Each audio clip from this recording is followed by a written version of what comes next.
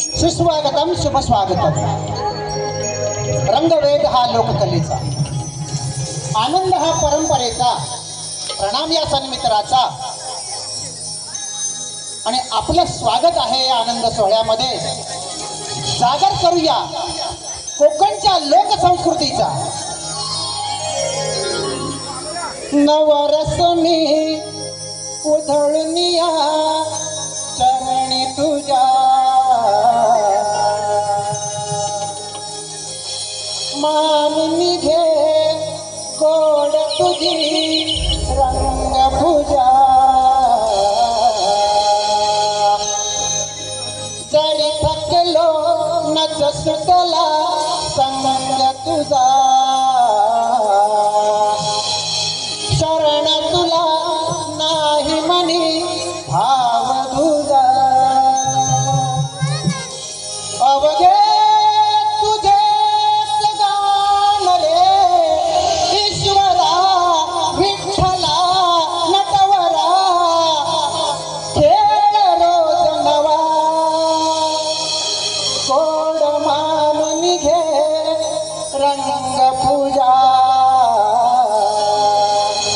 गोड मानून घे रंग पूजा. गोड मानून घे रंग पूजा.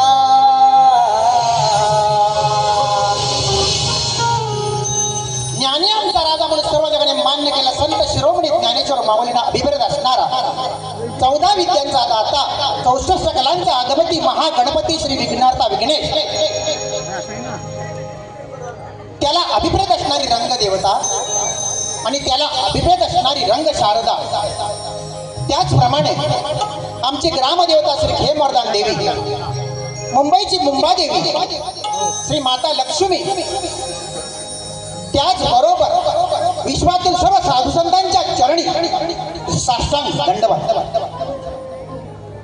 इतिहासाच्या पानावर, रयतेच्या मनावर, मातीच्या कणावर आणि विश्वराच्या आणि विश्वाच्या प्रमाणबद्धतेवर राज्य करणारा एकमेव राजा ते म्हणजे शिवछत्रपती. ना शंकर तो कैलासपती, ना लंबोदर तो गणपती. चरणी मस्तक ठेवूया त्याच्या, ज्याने केली स्वराज्याची निर्मिती. देव तो एक माझा, ते म्हणजे शिवराजा शिवछत्रपती. आणि ज्यांनी धर्माच्या रक्षणासाठी आपल्या प्राणाचं बलिदान केलं, किंवा शिवशंभूंच्या चरणी आणि त्यांच्या मावळ्याच्या चरणी मानाचा मुजरा. सरहद्दीवर लढत असताना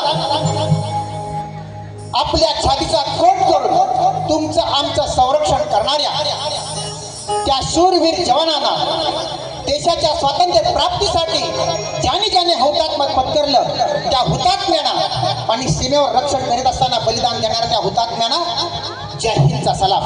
डॉक्टर बाबासाहेब आंबेडकर, सावित्रीबाई फुले, महात्मा ज्योतिबा फुले, स्वातंत्र्यवीर सावरकर या सगळ्या विभूतींना विनम्र अभिवादन.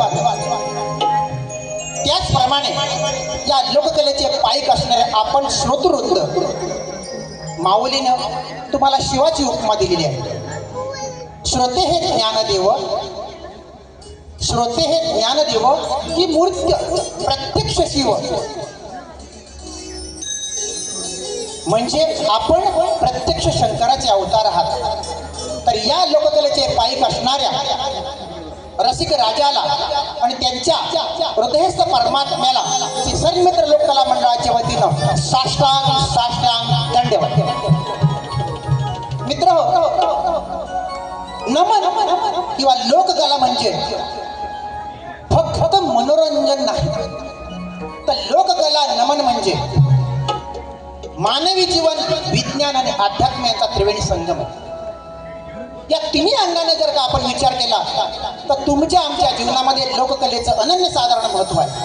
नमन म्हणजे काय? नमन म्हणजे काय? लोककला म्हणजे काय? तर तुमच्या प्रती, लोकांच्या प्रती, ईश्वराप्रती, निसर्गाच्या प्रती प्रकट केली कृतज्ञता म्हणजे नमन. नमन म्हणजे काय?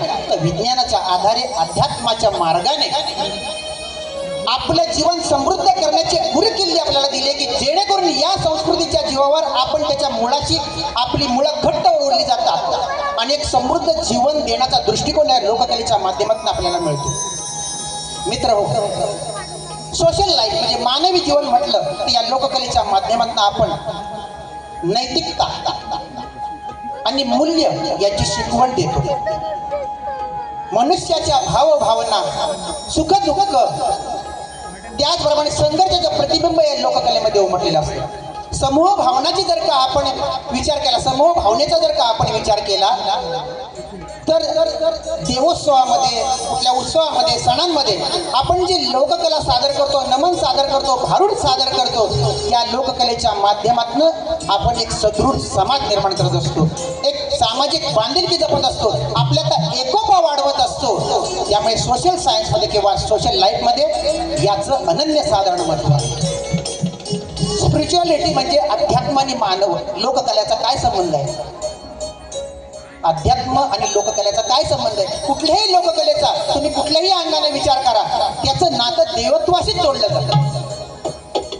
कुठलीही कला बघा, भारूड म्हणा, नमन म्हणा, दशावतार म्हणा, गोंधळ म्हणा, जागरण म्हणा, सगळ्या लोककलेचं नातं हे देवत्वाशी जोडलं जातं. त्याच्यामुळे ईश्वराप्रती असलेली आपली भक्ती, ईश्वराप्रती असलेलं प्रेम या लोककलेच्या माध्यमातून आपण व्यक्त करू शकतो. देह देवाचे मंदिर देत आत्मा परमेश्वरी संतांची शिकवणी संकल्पना आपण लोककलेच्या माध्यमातून लोकांपर्यंत पोहोचवू शकतो. कारण एवढंच नाही तर भारूड रूपी अभंगातनं अहंकाराचा त्याग कसा करायचा, षड्रूपून विजय कसा मिळवायचा याचं ज्ञान या लोककलेच्या माध्यमातून आपण दिलं जातं. त्याचबरोबर विज्ञान आणि लोककला याचा संबंध काय? तर ध्वनी आणि ताल. आपण जी ही वाद्यवृंद वाजवतो, तबला आहे, मृदुंग आहे, टाळ आहे, चिपले आहेत, चकवा आहे, आता नवीन साधन आहे ऑक्टोपॅड आहे, याचा जर आपण मेळ घेतला तर ते जेव्हा वाजतं तेव्हा आपल्या मेंदूवर एक सकारात्मक परिणाम होतो आणि एक आपल्याला आनंद मिळतो. फॉर एक्झाम्पल आपण आताच घेऊया ना, लांब जायचं वेळच नाही, म्हणजे आपल्याला दुसरीकडे जायचा प्रश्नच उद्भवत नाही.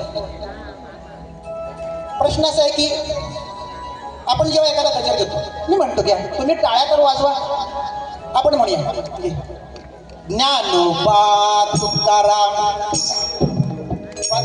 वारकरी ठोका, ज्ञानोबा तुकाराम. बोलायचं घरी बोलायला काय पैसे लागत नाही, टाळ्या वाजवायला काय पैसे लागत नाही. ध्वनी आणि ताल याचा तुम्हाला संबंध दाखवतो.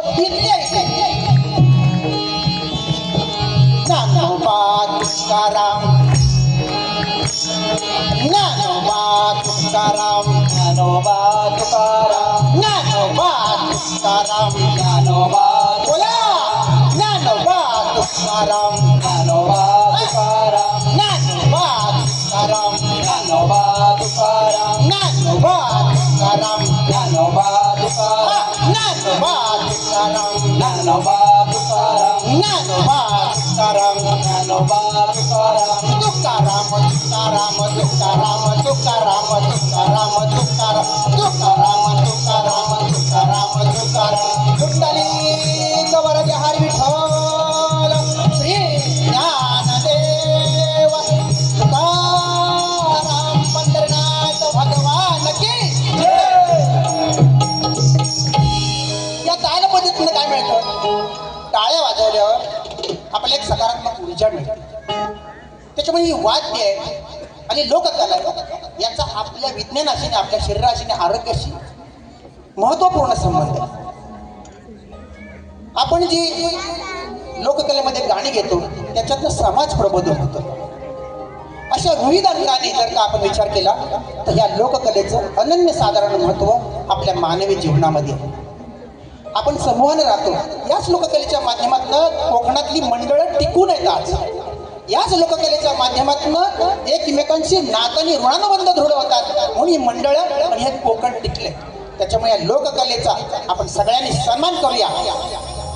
पावसाच्या थेंबानं जशी पृथ्वी न्हावून निघते तसे तुमच्या या आगमनानं आणि तुमच्या या सहकार्यामुळं हा मंच चैतन्यानं न्हावून निघालेला आहे.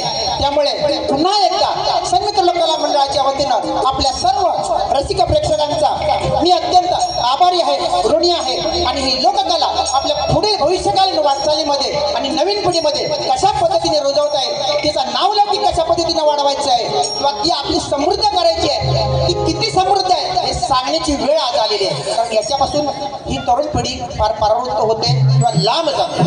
त्याच्यामुळे हे तुमचं आमचं कर्तव्य आहे, या लोककला आपण जागृत ठेवणं. धन्यवाद मित्रांनो.